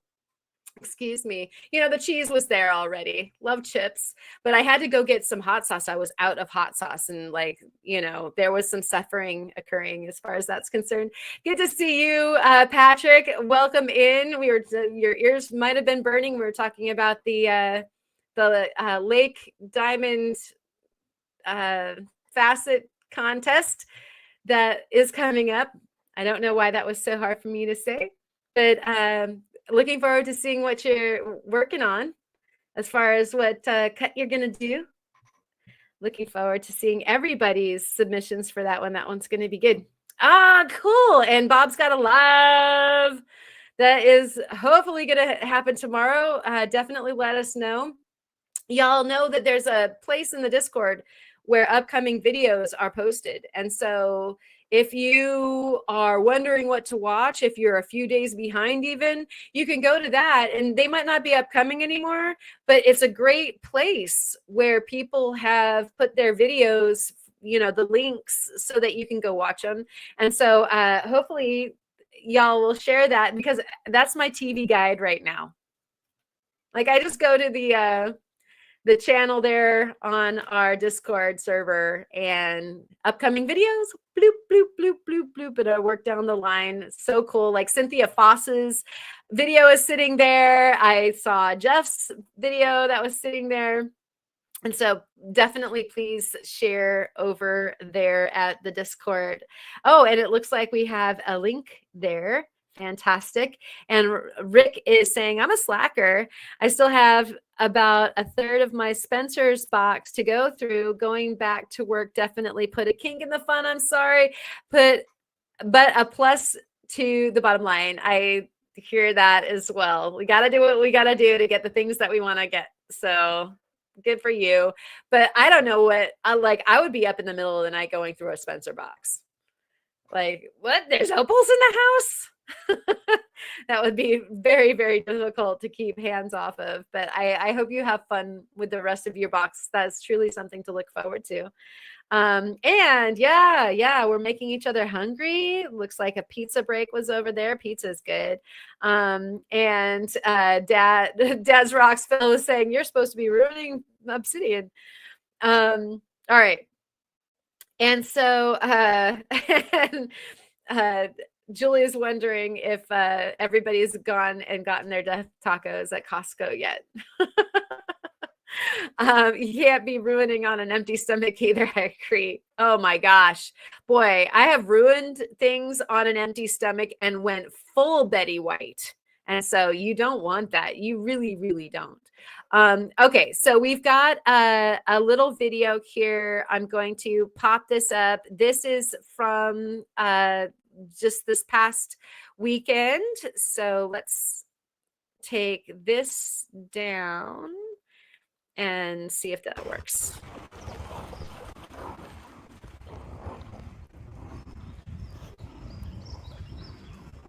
You guys all know the weird close-up sounds that Samsung loves to treat you to. And that was like a little guy that was making his way down the river. This is the river that we were hanging out at. There's that green rock I was talking about before, some more serpentinite with some granite in it. There's some porphyry with some interesting bits of maybe some feldspar or something like that. Right there. There's plenty of quartz-bearing rock here, just ribboned everywhere. And then dogs.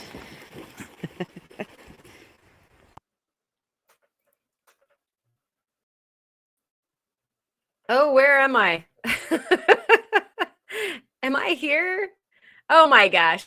All right. And so that is just a clip from what's going into the video. I'm really hoping that I get this thing done this weekend so I can maybe release on Sunday or something like that. And it is, oh my gosh, seriously clear water. So we're talking about up in the Klamath Mountains, and we are in an area that is an accreted terrain.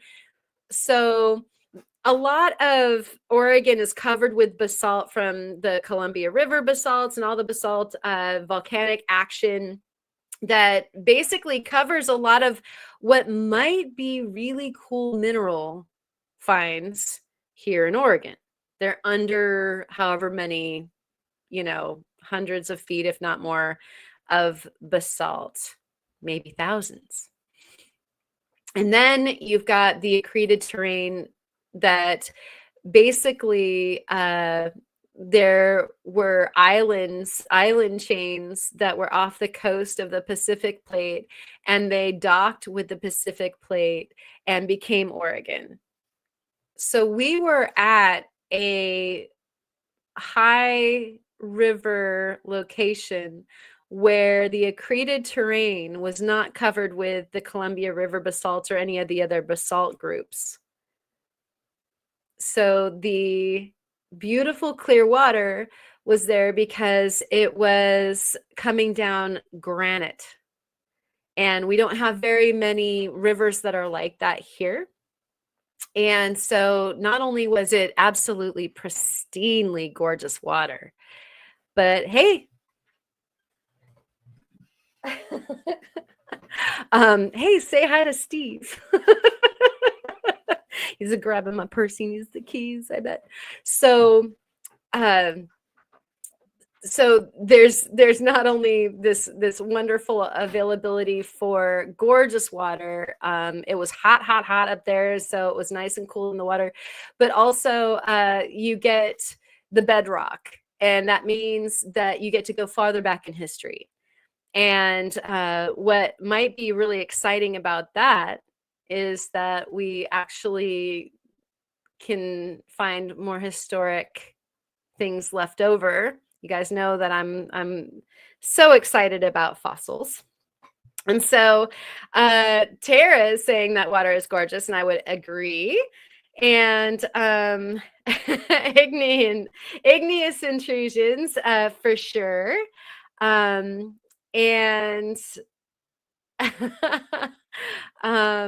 working my way down. Yeah. Hopefully you're into it. But it just helps to know a little bit of the background of a place that you find yourself in, just see what is there. You know, most of the people that do great mining, they do a lot of research. And so into the white papers, I have gone to do some pretty deep studies on where I was. And so here we've got another clip to share. Nope. There we go. So this looks like a little bit more of our wood or maybe some bone. It's in that correct material. So this plain looking sediment has these bits in it. Let me get you a closer look. It's going to be good to take these underneath the microscope. We might be looking at wood, which is fine. It'd probably be Jurassic wood or bone. What's your guess?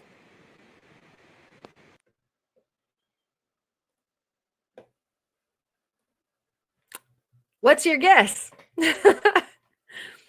So that was the exposure that we were at, had that kind of a timeline, which is somewhat rare for us, like I said, because we're covered with so much of the basalt action. And so we made some cool finds, and we have a few specimens that will be fun to look at under the microscope to figure out what the cell structure wants to reveal to us, because it's really coming down to that. I cannot tell by looking at it. You know, the places where you go rock hounding a lot, you start getting eyes for, and you get good at finding the stuff, and you know how to identify it when you find it. My eyes are absolutely new for the stuff from the Jurassic in that area. And so I am learning on the hunt and on the fly. Oh, look, I do believe that is Mom.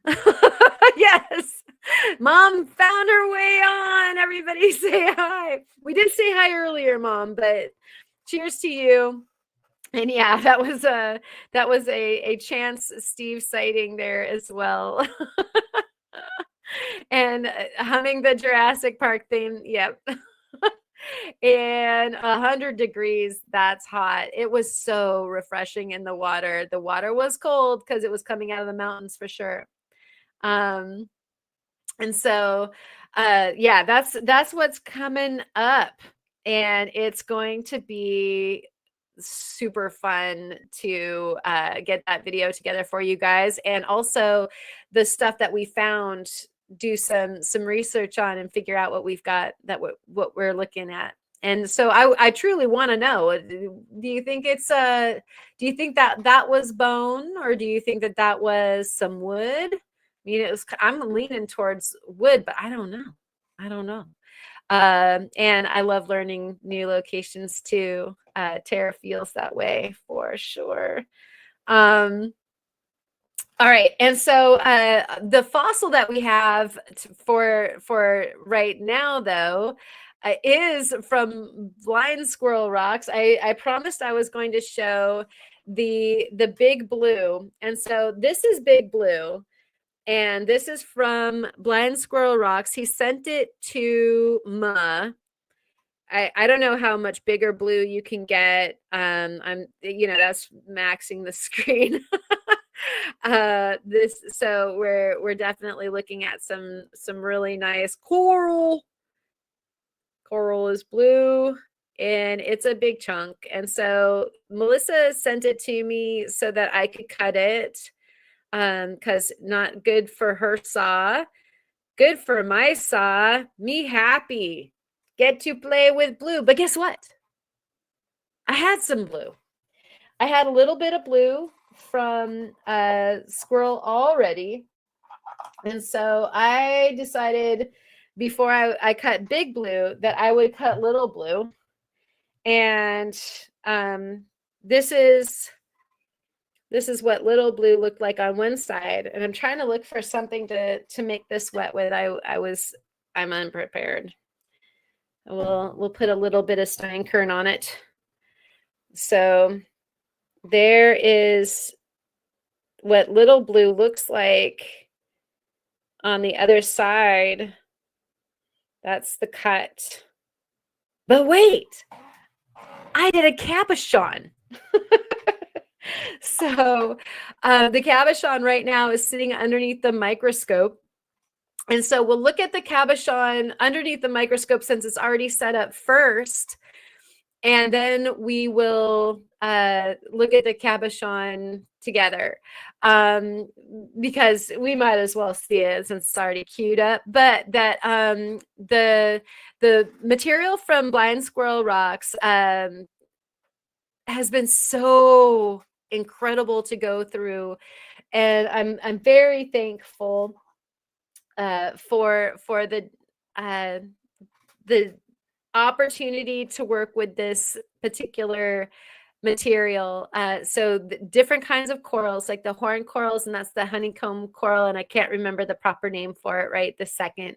But it, you know, it's not only significant to work on because it's fossil, but also because it's beautiful and it polishes up a dream. It's just gorgeous. And so we're talking about some stuff that is from back east, and we're talking about older than my Jurassicness. And so let's get this bad boy up, and don't know why our menu is there, but let's get rid of the menu. We'll make this full screen, and then you can see that the cells are just insane. Beautiful and bright and gorgeous. See if we can't move you out of there. Yeah.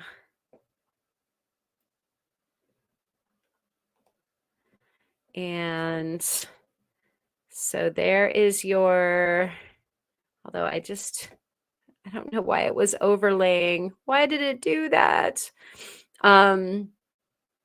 We'll put it onto the full screen and then treat ourselves to a tour of this with some music. And some of you are just getting ready to drift off to your nighty nights, and so we'll send you off with some music and some pretty micro zone to drift off to. And so let's go ahead and pop that onto full screen. And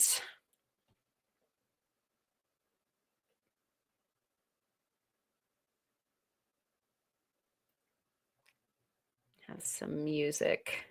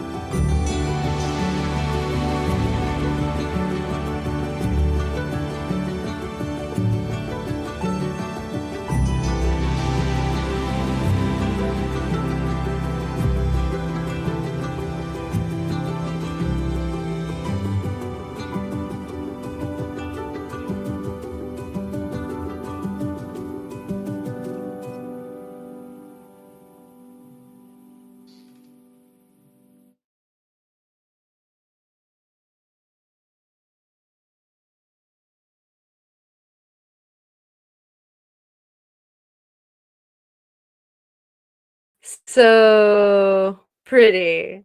One more time, but with the microphone on.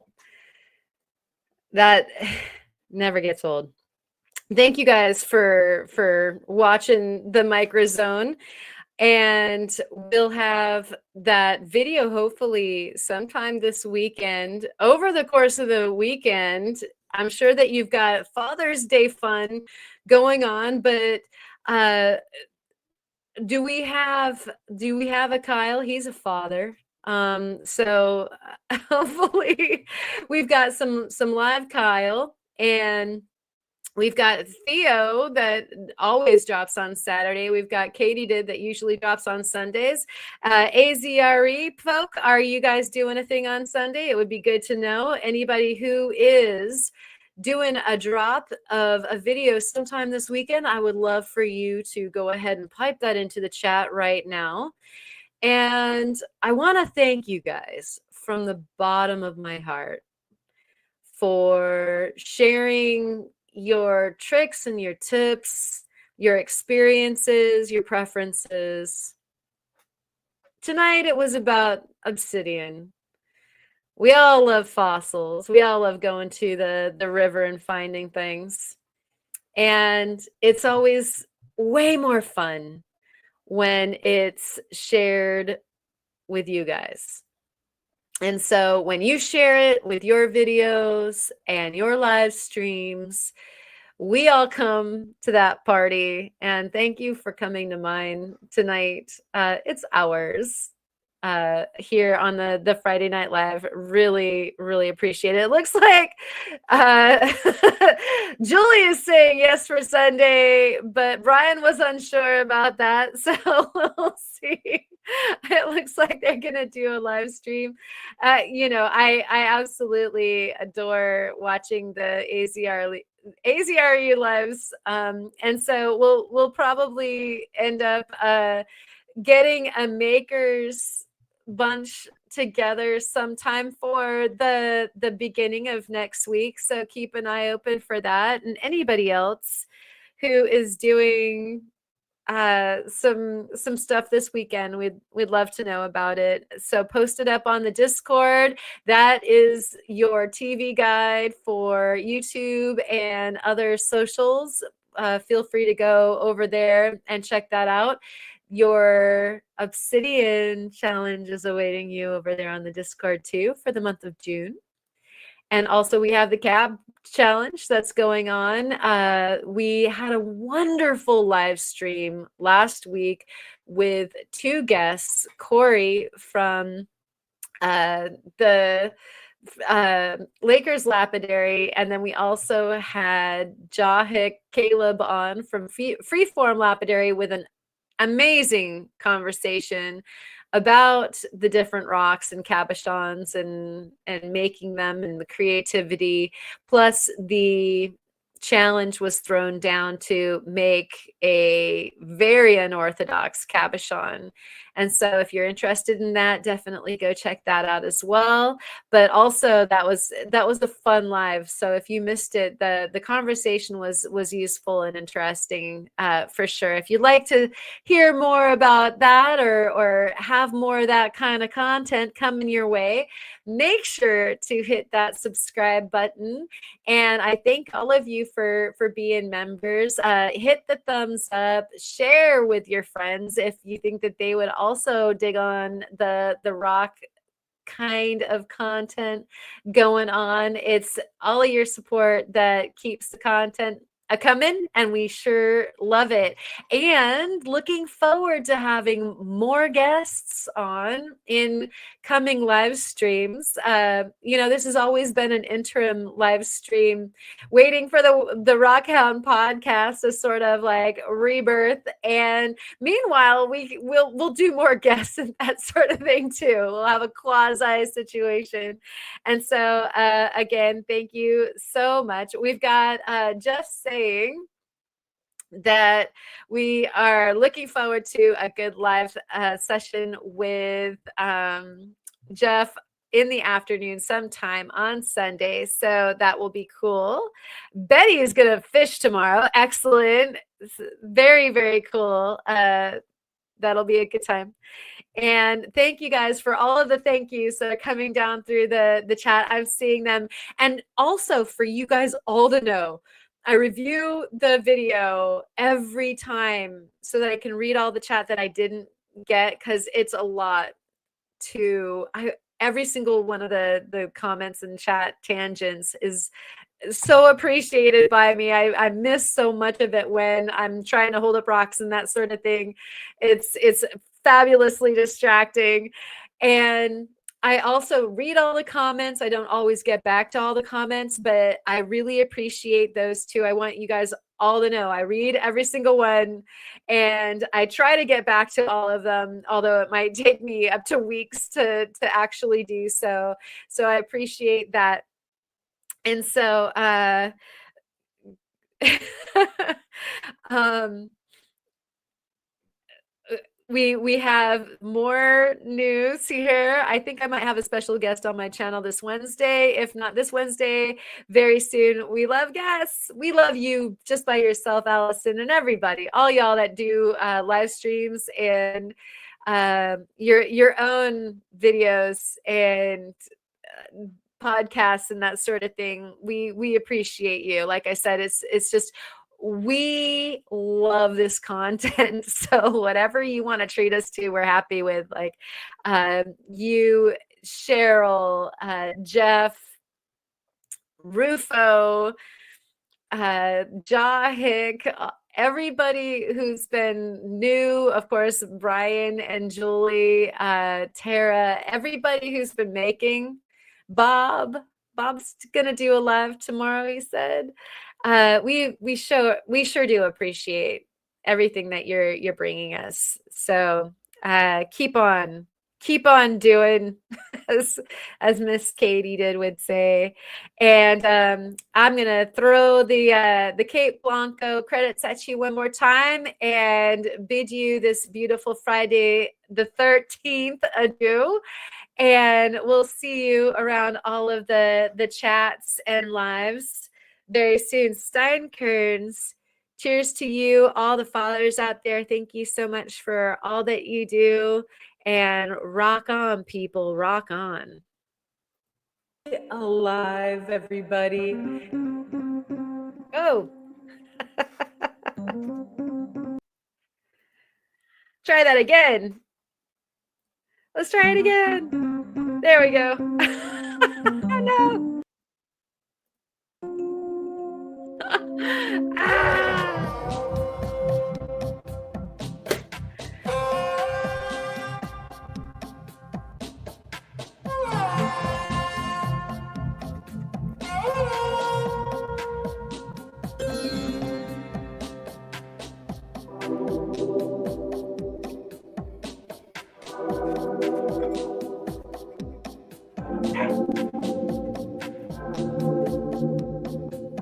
Are you here?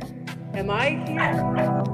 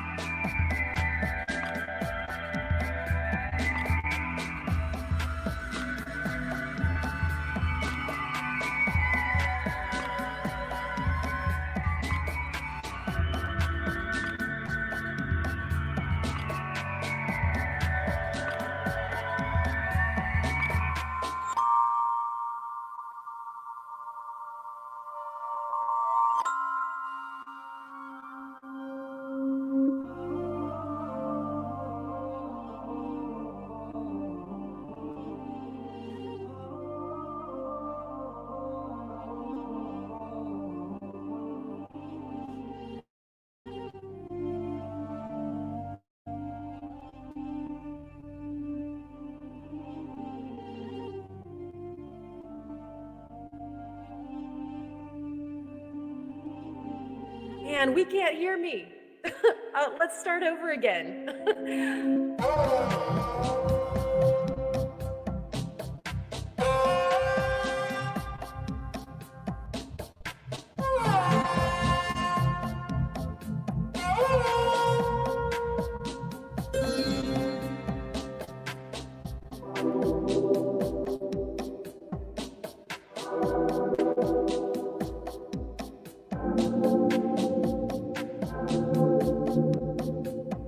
Are you here? Am I here?